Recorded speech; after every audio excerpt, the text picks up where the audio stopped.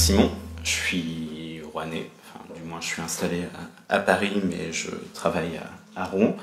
Je suis architecte de formation, j'ai fini mes études il y a 2 ans, mais je ne pratique pas l'architecture. Donc, je vais vous parler d'un sujet qu'on aborde avec un collectif que j'ai créé avec 2 amis il y a 5 ans maintenant, qui s'appelle le collectif Lucien. Donc il y a pour but de créer des événements culturels, pluridisciplinaires, dans différents types de lieux. Là, je vais vraiment me concentrer sur un seul lieu, donc qui est une friche industrielle de la SNCF. Donc, comme je disais, on est installé à Rouen. Rouen est plutôt connu pour sa cathédrale, Jeanne d'Arc et les impressionnistes. Donc, c'est une ville qui a un dynamisme culturel assez relatif, donc qui n'est pas vraiment tourné vers l'avenir, mais plutôt vers le passé. Je vous ai mis une photo aussi de mes deux acolytes, donc Arthur et Antoine, avec qui on a créé le collectif. Donc, ce collectif, il regroupe 10 membres. 10 membres qui sont vraiment investis en fait dans l'association pour une centaine de bénévoles. Donc on a 2 activités principales, donc un festival qui s'appelle Parenthèse qui dure 6 semaines et un autre festival qui dure 1 semaine. Donc à chaque fois dans ces événements il y a à la fois de l'art visuel, des conférences, donc des expos et également des concerts et des soirées. Donc je vais vous parler principalement de Parenthèse, qui a rassemblé l'année dernière 31 000 visiteurs. Enfin, non, on a rassemblé 31 000 visiteurs, 21 000 sur Parenthèse, mais 31 000 dans l'année. Donc le projet a pris un peu de l'ampleur en 2018.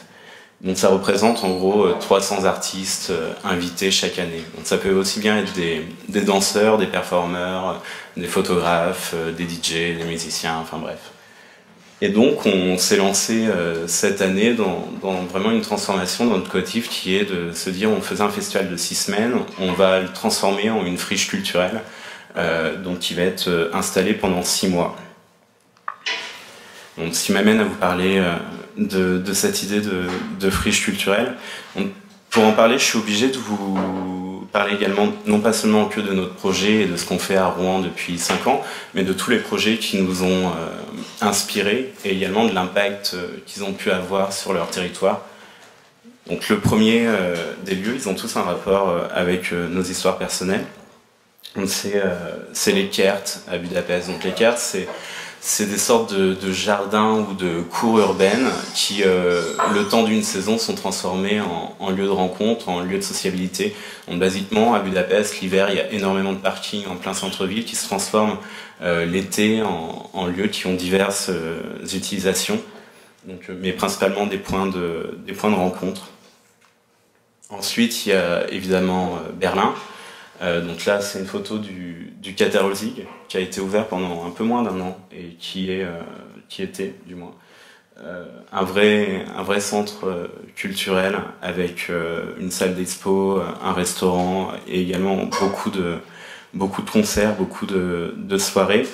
Mais c'est un lieu qui était intéressant parce qu'il vivait sur une longue période et c'est un lieu surtout qui émane d'un autre lieu qui a fermé et qui a rouvert dans une démarche vraiment de développement d'un quartier co-conçu et co-construit avec les habitants. Et puis évidemment Amsterdam, j'ai pas besoin de développer plus le sujet. Voilà, c'était vraiment pour vous faire un peu un panorama et comprendre comment on a monté ce projet. Ensuite, il y a la manière de monter ces projets. On est une association qui fonctionne sur un système très horizontal. Donc avec une idée de se dire on ne peut rien faire seul, on va le co-concevoir avec notamment les publics. Et pour ça, il y a un exemple qui est vraiment parfait, je vous invite à vous renseigner sur cet endroit, c'est le village au pied du Coran à Montréal, donc qui existe depuis 10 ans je crois maintenant, et qui fait vraiment figure de laboratoire de fabrique de la ville et qui est très intéressant dans ce sens. Donc je reviens un peu sur Rouen. Donc Rouen est une ville qui a un centre-ville assez resserré, donc où tout peut se faire à pied. Donc ça c'est un avantage, mais également un défaut dans le sens où c'est très compliqué de lancer un projet qui ne serait pas accessible facilement à pied.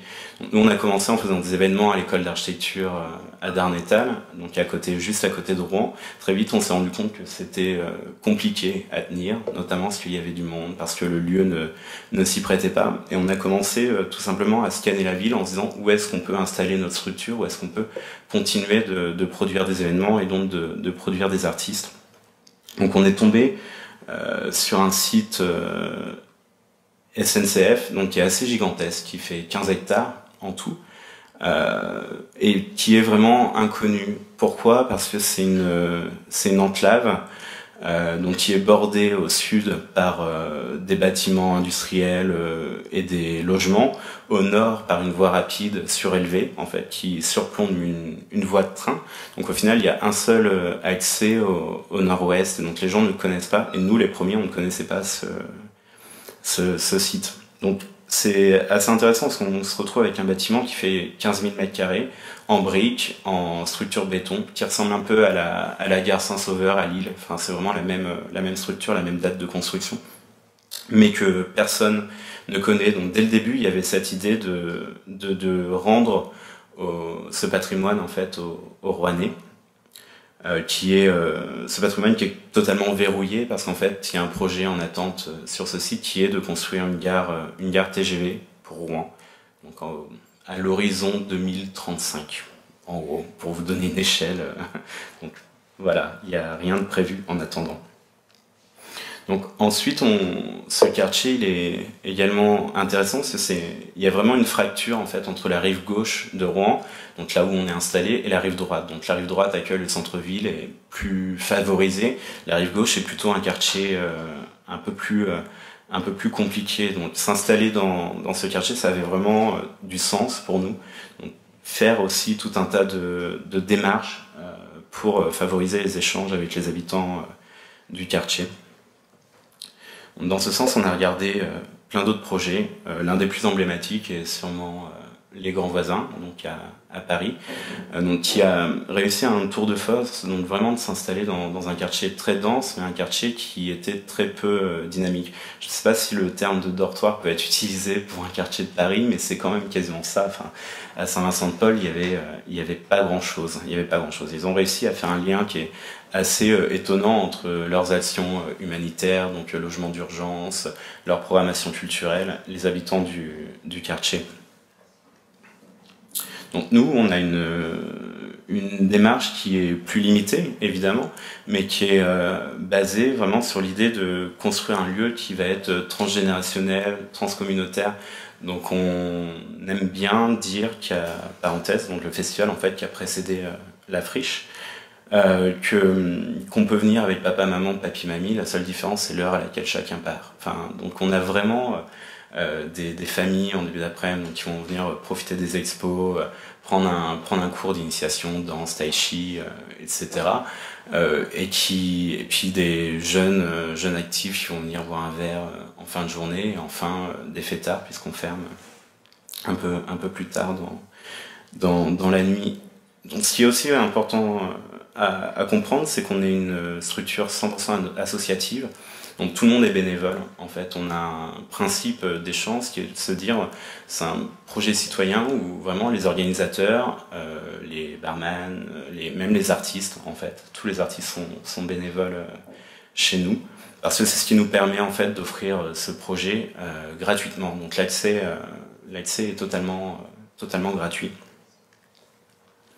Donc cette histoire et ces principes nous ont permis d'avoir un projet qui est, je pense, relativement fédérateur. Donc on a beaucoup de types de populations qui se croisent dans ce lieu, et c'est ce qui fait aussi l'identité du lieu. Donc en fait, avant de vous parler des espaces, avant de vous parler des installations qu'on fait, des constructions qu'on a pu réaliser, pour moi c'était vraiment important de vous parler de ce qui fait l'essence du lieu. C'est pas l'espace, au final l'espace, les gens, bon oui c'est grand, on peut profiter du soleil, c'est plutôt sympa, il y a un décor industriel, mais je pense que ce que les gens viennent chercher, c'est avant tout un état d'esprit. Donc comme je le disais, on fonctionne sur un système horizontal, et a aussi un parti pris qui est de se dire on peut rien faire tout seul. Donc en fait, pour chaque axe de développement de ce projet, on se tourne vers une association, une structure, un collectif, une entreprise qui va avoir plus de connaissances dans le domaine. Donc là, je vous ai mis un peu un panel d'exemples. Donc la Red Factory, qui est une association qui travaille tout ce qui est lumière, en fait, mise en lumière d'espace.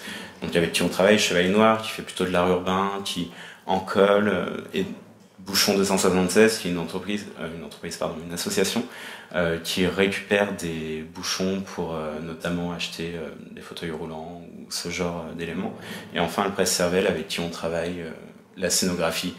Donc par exemple dans ces 4 structures, il y en a 2 en fait qui sont composées uniquement d'architectes, donc la Red Factory et le Presse Cervelle. Donc voilà, tout ça, ça regroupe énormément de personnes qui concentrent leur énergie à concevoir un lieu qui serait agréable et un lieu qui serait vraiment fédérateur et qui rassemble. Enfin, c'est vraiment notre but absolu. Donc j'ai remarqué en visitant aussi pas mal de friches culturelles, enfin, ce qu'on pourrait dénommer dans un champ qui est très très large, enfin, mettre tous ces lieux dans un même site, c'est assez compliqué, mais on peut quand même les rassembler dans ce terme friche culturelle. C'est souvent également des laboratoires de micro-architecture, donc des endroits où il va y avoir des choses qui vont être autoconstruites, qui vont être conçues directement par les membres du collectif. Donc c'est aussi des endroits où on va pouvoir essayer des choses. Donc comme je vous dis, moi je suis architecte de formation, mais je suis pas le seul. Là, dans les exemples que je vous ai cités, il y en a énormément qui émanent également de personnes qui étaient en architecture, enfin qui ont fait au moins des études d'architecture. Donc le village au pied du courant à Montréal, par exemple, le Platz Project à Hanovre, et j'en passe. Donc je parlais d'expérimentation. Quand on a créé le collectif il y a 5 ans, on s'est donné une mission, on avait besoin de créer une deuxième scène couverte, on s'est dit tiens, on a entendu parler d'un truc assez sympa, les dômes géodésiques, ça va être génial, on va en concevoir un, on va en construire un. Donc on était un peu trop enthousiaste, je pense. Donc on a fait les calculs nous-mêmes, on a fait réaliser les platines d'assemblage par un lycée technique. Enfin voilà, on s'est dit on en est tout à fait capable. Donc ce qui a été, je ne vous le cache pas, un échec total, puisque le dôme s'est écroulé pendant sa construction. Mais c'est vraiment le plus gros fail de notre histoire, je pense. Mais je trouvais ça important en fait de vous en parler parce on était en 2e année d'archi, on n'avait jamais rien construit de nos mains. Enfin, donc la théorie, on l'avait à peu près. Le calcul, on pensait l'avoir, mais bon, une erreur. Enfin bref, on a énormément appris avec cette petite erreur. Ça nous a appris à tout faire vérifier, à jamais rien faire seul. Clairement.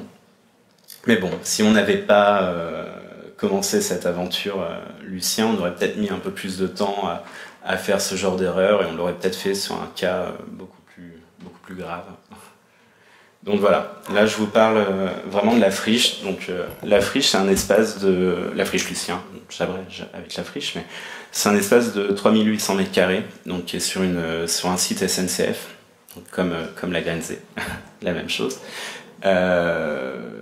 Donc on a différents espaces, on a co-conçu avec plein de gens cet endroit en se disant on veut que ça soit un village. Donc avec vraiment différentes qualités d'espace, donc des espaces très ouverts où on peut se rassembler à plusieurs milliers, mais aussi des espaces plus intimes.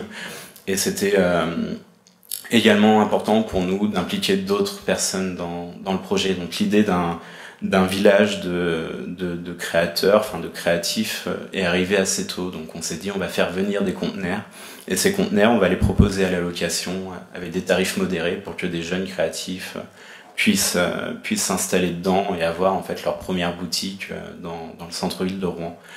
Donc voilà, on a une place centrale, donc il y a un espace en échafaudage qu'on a conçu avec un BET, avec donc un bureau d'études techniques qui a vérifié la solidité de l'ensemble pour ne pas reproduire les mêmes erreurs. Donc voilà, après, ça c'est un plan qui est purement théorique, c'est un plan de sécurité en fait, qui est plutôt destiné à la commission de sécurité, qui va être présenté en public. Donc tout ça est vraiment amené à évoluer aussi pendant ces 6 mois d'occupation.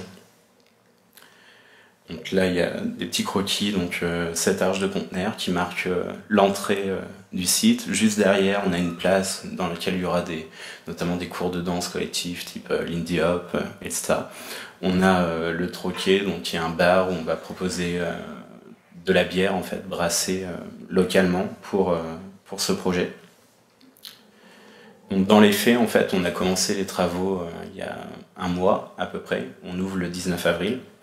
Un peu à la bourre, mais donc du coup je vous ai mis quand même quelques photos que j'ai prises cette semaine pour un peu comprendre où on en est, donc loin du résultat, mais on devrait y arriver.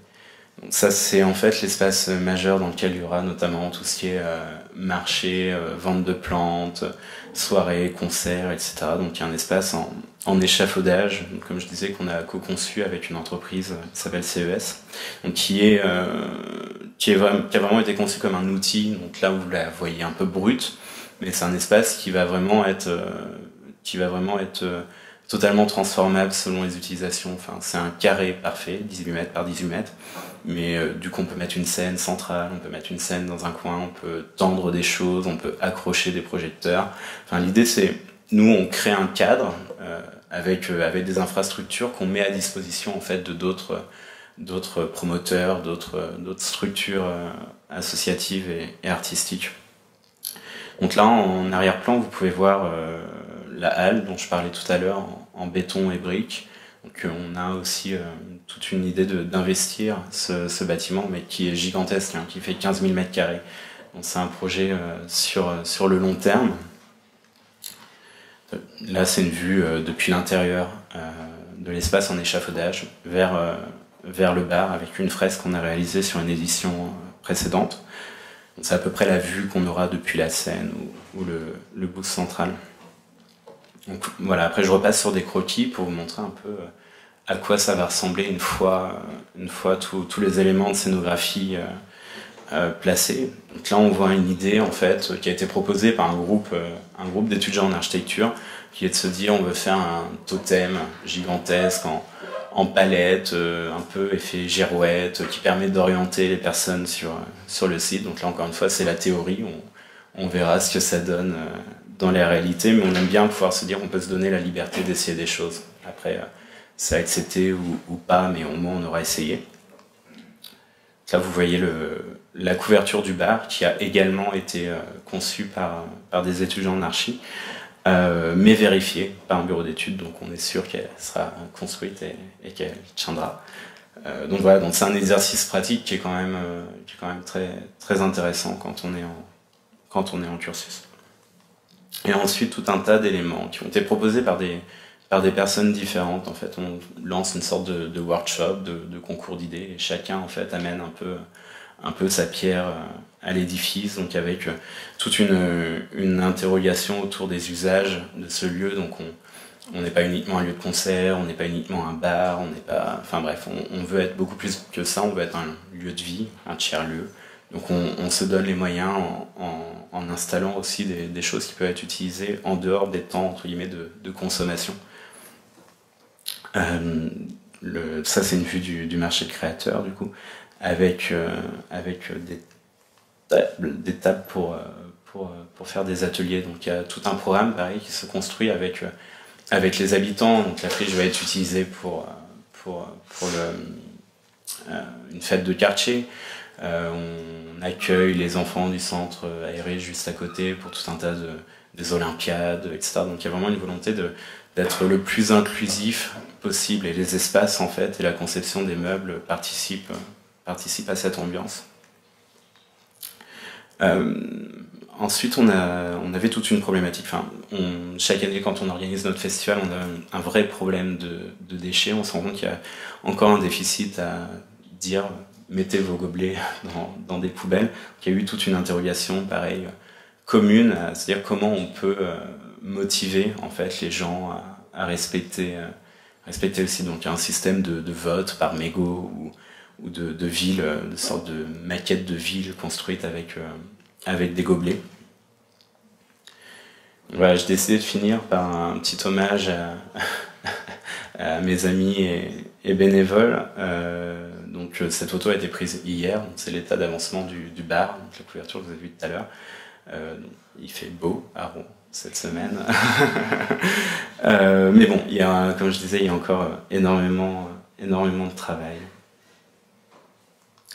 Donc voilà, c'était une brève introduction à comment on peut construire un lieu dans une ville. Donc voilà, vous pouvez nous suivre et regarder nos péripéties de structures qui s'écroulent via les réseaux. Merci beaucoup.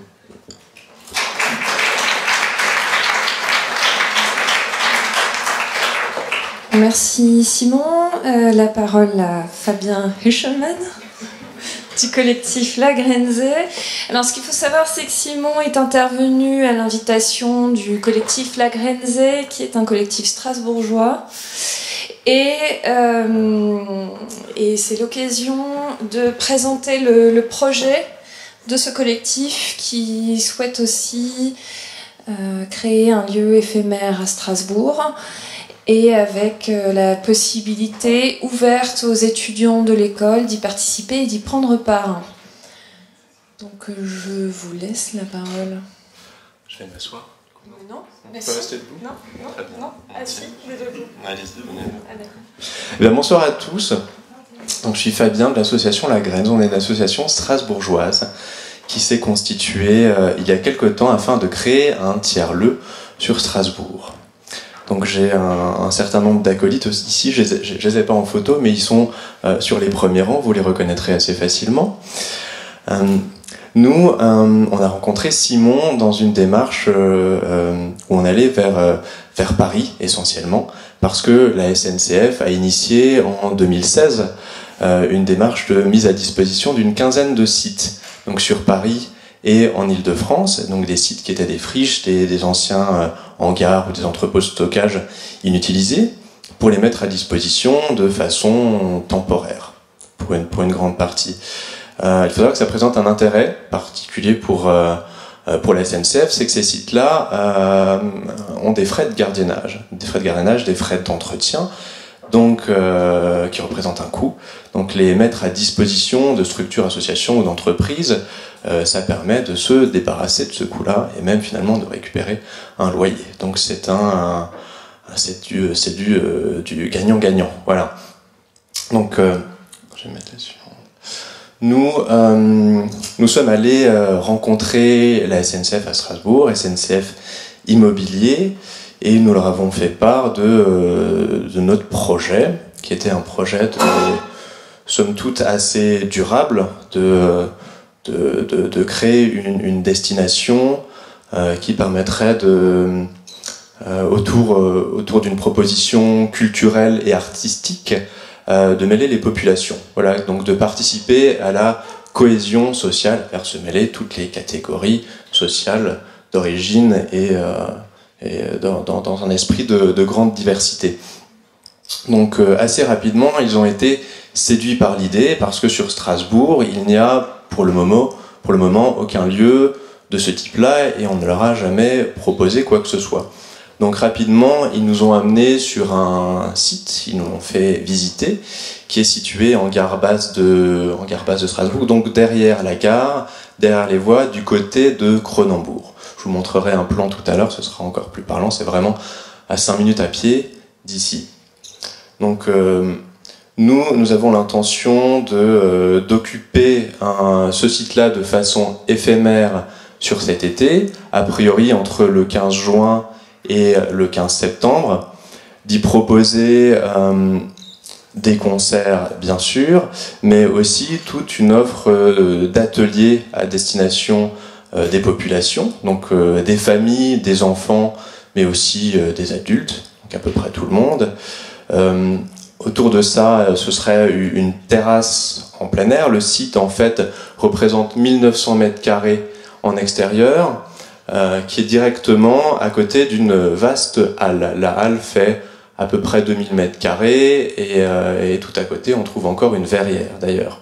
Le site est gigantesque.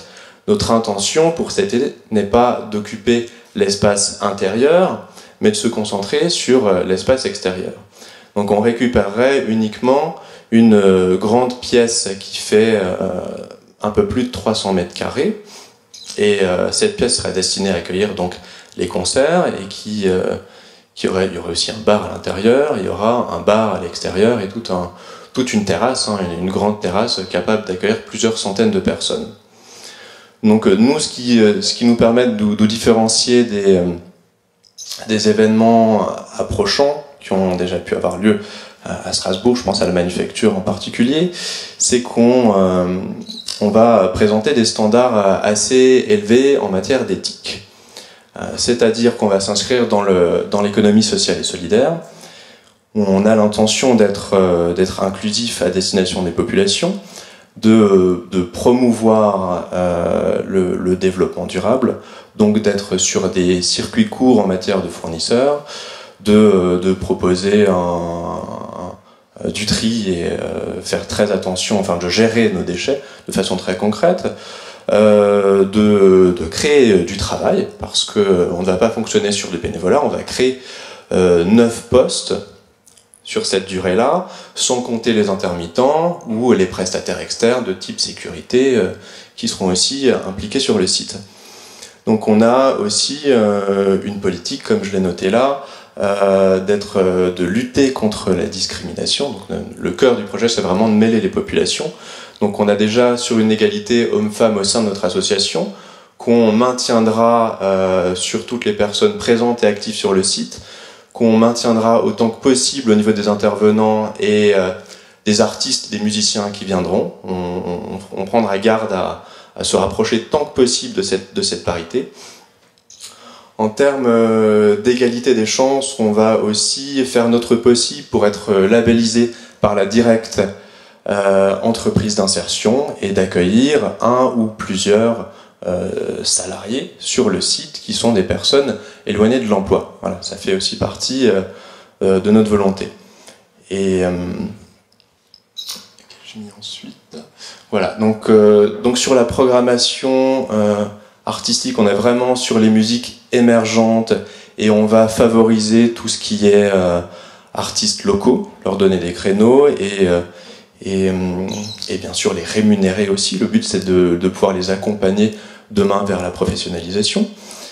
Donc on sera sur des artistes locaux, mais on se permettra aussi de faire venir des artistes nationaux, voire internationaux sur certaines occasions. Il faut savoir que la salle de spectacle en intérieur aura une capacité supérieure à 300 personnes.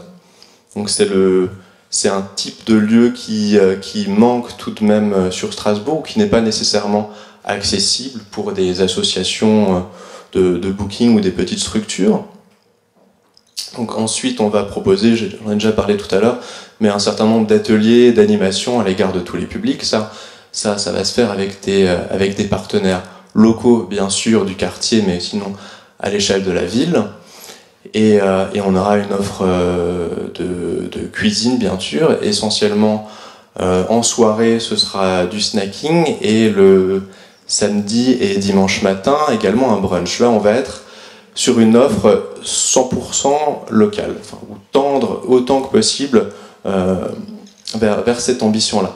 Sur les boissons, c'est exactement le même but aussi, que ce soit sur des softs ou sur des alcools, et on fait le choix de ne pas proposer d'alcool fort pour rester justement quand même dans un esprit plus familial que trop fêtard. Voilà. Et j'ai se retrouvé à gérer des populations un petit peu compliquées.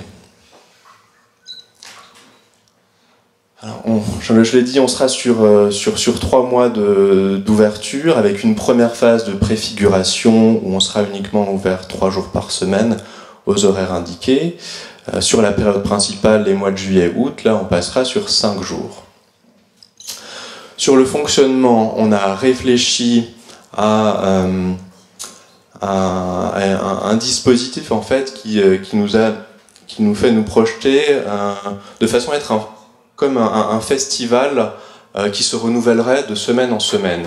C'est-à-dire que chaque semaine, on va définir une thématique. Ça peut être par exemple l'écologie ou le développement durable, et on trouvera une série d'exposants, de marchés solidaires par exemple, d'ateliers sur du recyclage ou de la transformation de matériaux. Et on pourra faire une autre semaine où on imagine être en partenariat avec le Refugee Food Festival par exemple, donc être plus autour de la cuisine. On a toute une série de thématiques qui sont encore à imaginer, hein. On est encore à 2 mois de l'ouverture, donc tout ça, ça reste encore à créer. Et j'ai ensuite le plan, voilà, c'est assez lisible. Vous êtes dessus, comme le voyez, on est juste ici. Le site, c'est cette grande dalle juste à côté du petit Picot, vous le voyez, juste là-haut. Donc on est vraiment à 5 minutes à pied, bon j'ai pas le doigt assez long. Vous avez bien compris, le site dont je parle est vraiment juste là-haut, au-dessus de mon doigt. Vous visualisez bien la halle? Donc, et il s'agirait de l'espace juste à côté, donc le parking juste à côté. Donc nous, si nous sommes venus vous faire cette présentation aujourd'hui, c'est parce que tout l'espace extérieur, donc j'ai dit qu'il fera jusqu'à 1900 m², on imagine l'équiper d'un certain nombre de structures et de mobilier, comme on a déjà pu le voir sur la friche Lucien, sur les autres exemples qu'a cité Simon tout à l'heure. Et on souhaiterait faire appel à vos services si vous avez envie de participer dans le cadre de vos études pour monter ce type de structure qui serait du coup exposée, utilisée, exploitée sur les sites. Vincent, je vais peut-être faire appel à toi parce que tu vas prendre la suite. Je vais convier donc notre architecte d'intérieur, Vincent Petit du studio Petit Martin strasbourgeois. Et on va enchaîner avec ton PowerPoint où il va nous montrer les plans du site en détail et exprimer de façon un petit peu plus claire nos besoins sur cet été.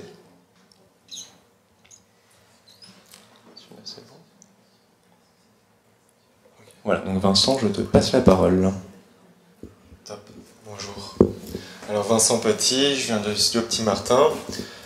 Je vais vous présenter un peu le site et les différentes problématiques sur lesquelles on aimerait bien travailler avec vous si vous voulez participer au workshop.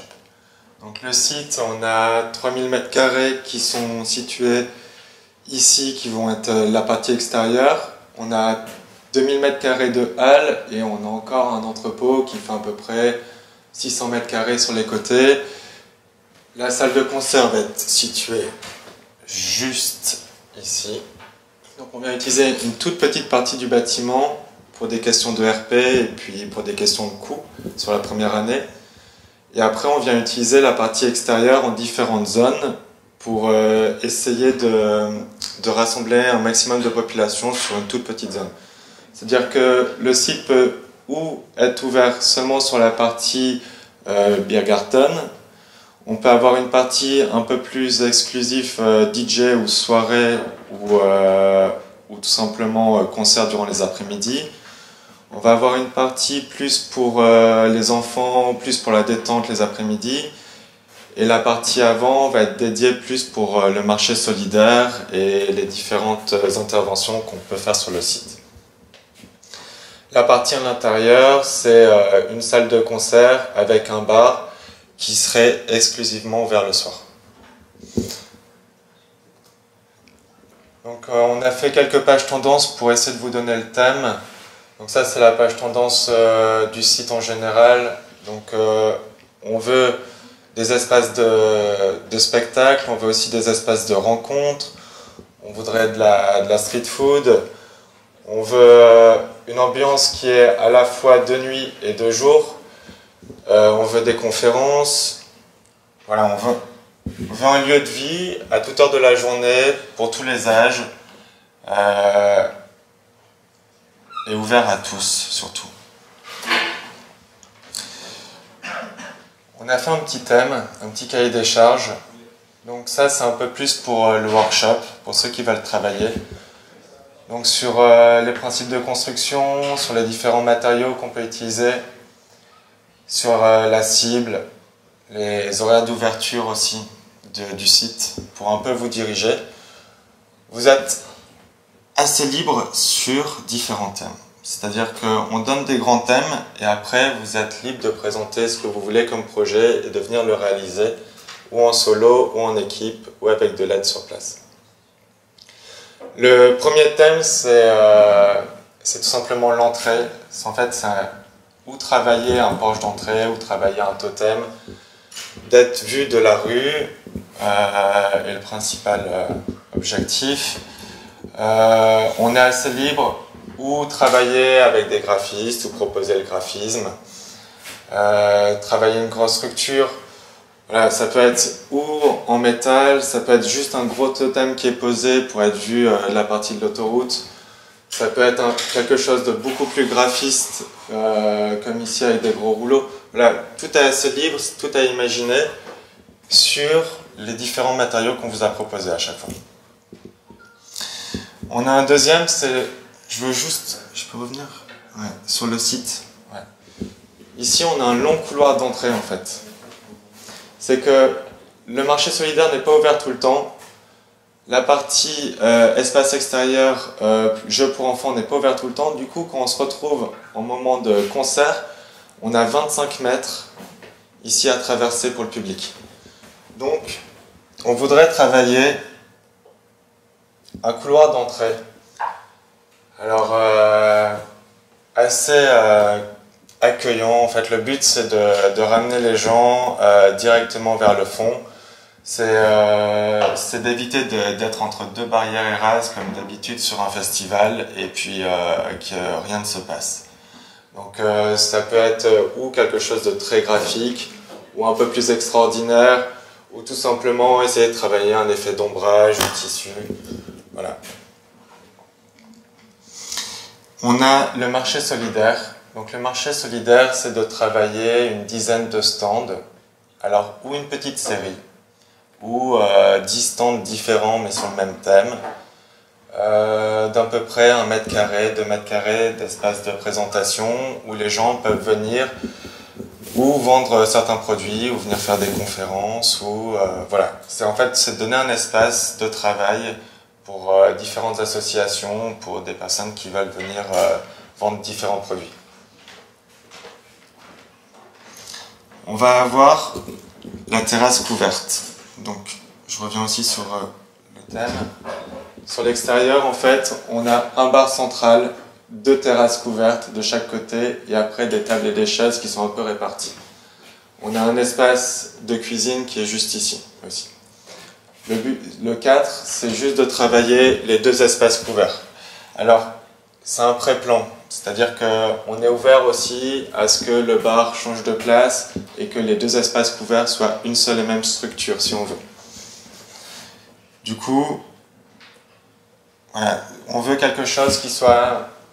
Alors, il faut toujours respecter des normes, on est dans des ERP, du coup, le côté couvert, hermétique, par la pluie, va être assez compliqué à travailler ou alors avec certains matériaux, on ne pourra pas faire ce qu'on veut. Par contre, on voudrait vraiment travailler l'ombrage. Donc la partie plus pour vous, c'est essayer de travailler de l'ombre près d'un bar durant l'après-midi et essayer de couvrir un maximum de zones en essayant d'éviter les structures un peu rocambolesques ou alors des structures où on est sûr que ça va tenir parce que c'est maintenu de tous les côtés. Voilà. J'ai travaillé longtemps sur les workshops longevity, j'ai eu beaucoup de propositions d'étudiants avec des choses où on a l'impression que ça va tenir et au final, quand avec les tasseaux et tout, ça tient pas. Donc, si on peut éviter, ce serait pas mal. On a aussi tout ce qui est mobilier ludique pour enfants. Donc en fait, c'est travailler des espaces où les enfants peuvent s'amuser, les parents ils sont juste à côté, ils boivent une bière durant l'après-midi. Donc voilà, ça peut être tout et n'importe quoi, ou des petites structures où ils peuvent monter dessus, ou travailler une grosse structure avec des sangles, ou tout simplement des mobiles. Voilà, c'est avoir quelques jeux pour enfants, un petit parcours, pour qu'ils puissent s'amuser, qu'ils puissent être à distance assez proche des parents. On a tout ce qui est assises modulaires aussi, donc là c'est un peu à mettre n'importe où sur le site, avoir des espaces où où les gens peuvent s'asseoir, où ils peuvent boire un coup. Ça peut être, on peut essayer de travailler des micro-architectures avec des petits tremplins où les gens viennent et se posent. Ça peut être des choses vraiment très très simples, hein. On propose là 3 parpaings, 4 bouts de bois et puis ça nous fait des assises. Voilà. On ne cherche pas forcément la difficulté, on cherche des choses qui sont esthétiques, qui fonctionnent bien, qui ne sont pas forcément trop compliquées à monter et on peut en avoir un très grand nombre très facilement. Et voilà, c'est les différents thèmes qu'on essaye de proposer. Le but, c'est d'essayer d'avoir différentes équipes sur chaque thème. Et puis, par derrière, nous, on est là pour vous aider à construire, pour vous aider aussi à revoir les plans au niveau de la construction si jamais c'est un petit peu faible. Et à vous de proposer votre projet, de proposer l'équipe aussi pour le montage. Et on vous fournit tout le matériel et tout le nécessaire pour la fabrication. Voilà.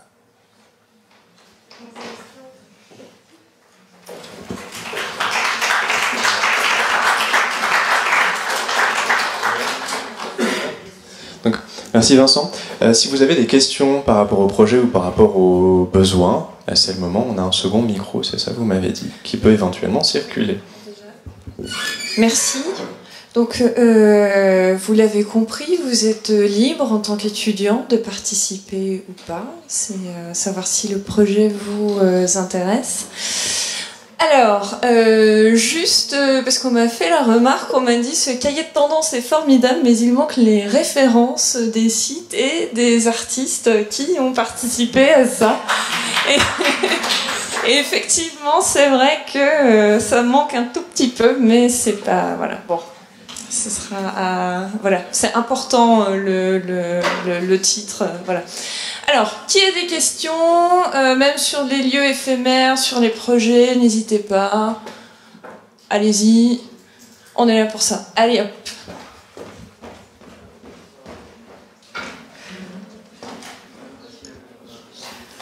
Bonsoir.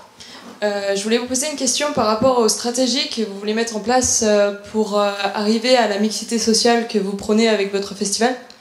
Donc je me demandais si jamais c'était une gratuité du festival que vous proposiez pour avoir un véritable mixte des populations, ou bien une gratuité des stands proposés pour que des personnes qui n'aient pas forcément les moyens pour aller à des festivals en temps normal puissent aller à ce festival-ci.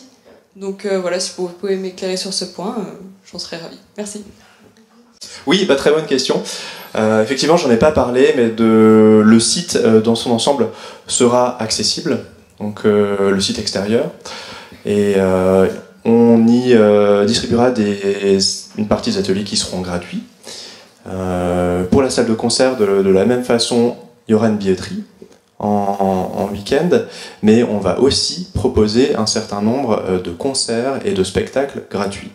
Notre démarche, dans tous les cas, s'inscrit dans une vraie volonté d'être accessible, c'est-à-dire que même lorsqu'on sera sur une tarification et une billetterie, on sera sur des tarifs très bas, le plus bas possible, de façon vraiment à être accessible par tous. C'est notre intention première et on va tout mettre en œuvre pour y parvenir.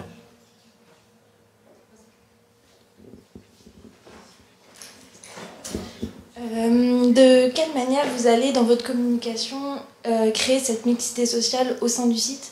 Parce que j'imagine que pour attirer les gens, il y aura une communication et parfois elle touche une certaine population et pas d'autres. L'une des premières solutions, ce sera de trouver des partenaires et des acteurs du quartier directement, qui travaillent déjà avec ces populations et qui pourront du coup les diriger vers le site.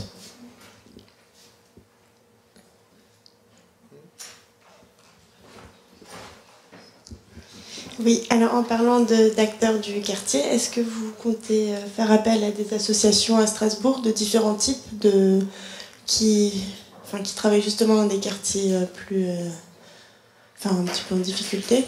Et est-ce que vous faites aussi appel à d'autres étudiants en art, comme la IR ou la fac d'art?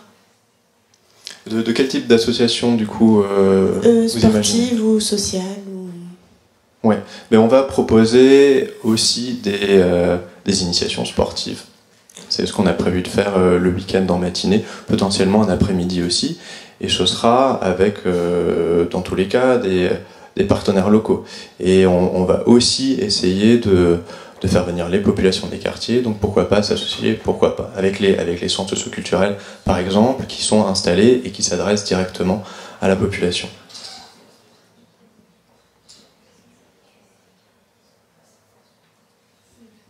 N'hésitez pas. Ah, pardon. C'est juste une petite moquerie parce que vous avez dit que vous travaillerez beaucoup sur l'égalité homme-femme et vous avez dit que vos collègues étaient au premier rang et vos collègues sont 2 femmes et pourtant c'est vous qui parlez. Voilà. Bisous. Il y a un deuxième homme derrière aussi. Ce n'était pas ma volonté de m'imposer. Hein. Je pense que vous pouvez me défendre là-dessus. Merci.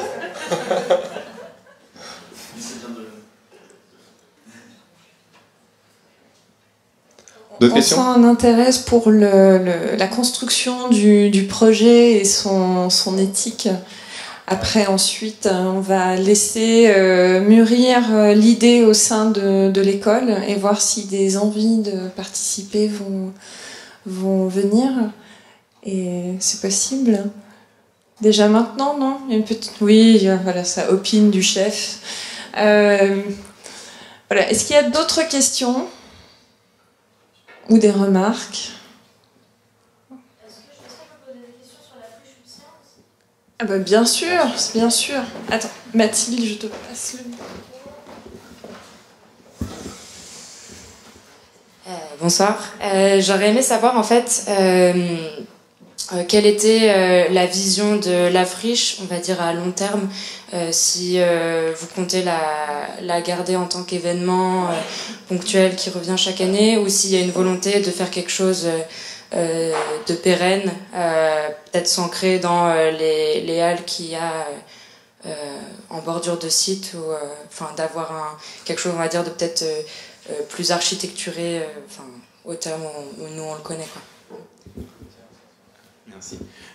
Alors oui, donc là je me suis vraiment focalisé sur 2 projets, mais la vérité c'est que ça fait à peu près 5 ans qu'on tourne autour de ce bâtiment. Alors évidemment on a dans l'idée d'y rentrer un jour, donc on a un projet qui est en cours. La problématique en fait est totalement différente que sur le site que la Grenze va occuper. C'est que c'est un bâtiment qui fait 15 000 m², et en fait autant la SNCF peut avoir une démarche quand même de mécénat, enfin de favoriser ce genre de projet, autant elle a une démarche qui est quand même réfléchie. Donc en gros, l'idée sur ce site, c'est de trouver des preneurs pour les 15 000 m². Donc c'est vraiment la difficulté, et eux, leur idéal est de trouver un seul preneur pour l'entièreté du bâtiment. Je trouve aussi que c'est absurde et quasiment impossible. Donc en fait, on traîne comme ça depuis 5 ans, notamment parce qu'il y a cette volonté d'utiliser l'entièreté du bâtiment au lieu de peut-être grappiller petit à petit. Moi je leur dis souvent que je pense que si il y a 5 ans on avait pu faire notre projet à l'intérieur de la halle, peut-être que la halle serait entièrement occupée maintenant. Donc voilà, donc nous à côté en fait on a d'autres projets qui se développent sur d'autres sites, notamment je ne sais pas si vous connaissez tout ce qui est les initiatives Réinventer, donc Réinventer Paris, il y a eu Réinventer la Seine, donc avec un site, plusieurs sites identifiés à Rouen, et on fait partie aussi d'un autre groupement donc qui va monter une sorte, je sais pas trop comment, un projet qui est un peu calqué sur Darwin à Bordeaux, donc un espace qui regroupe aussi bien du tertiaire que du loisir, mais également aussi un peu de l'artistique, donc où on va en fait proposer des festivals dans ce lieu-là, et tenir aussi un lieu de résidence artistique. Donc on sent qu'en fait sur différents sites de la ville, pas uniquement le site SNCF. Voilà, j'espère avoir répondu. De rien. Je vais rebondir là-dessus aussi parce que j'ai été un petit peu bref tout à l'heure. Cet événement éphémère que nous planifions pour cet été est la première phase d'un projet d'envergure un petit peu plus vaste qui consisterait à investir progressivement la halle qu'on a vue à côté, qui fait 2000-2500 m². Alors bien sûr, c'est pas quelque chose qu'on entreprendrait tout seul. Le but, ce serait d'y mêler un certain nombre d'acteurs locaux de l'économie sociale et solidaire, de créer par exemple une pépinière d'entreprise, d'y mêler, je pense à, vous devez le connaître juste à côté, l'épicerie Copalim qui ne demande qu'à avoir une surface plus importante et à passer du stade de l'épicerie à un vrai petit supermarché coopératif. Et nous imaginons mêler tous ces acteurs demain au sein d'une société coopérative afin aussi de promouvoir la gestion démocratique en entreprise, ce que nous pensons être l'avenir, ou en plutôt l'avenir souhaitable de notre société. Voilà. Sur ce beau projet, merci. Merci, au revoir, bonne soirée.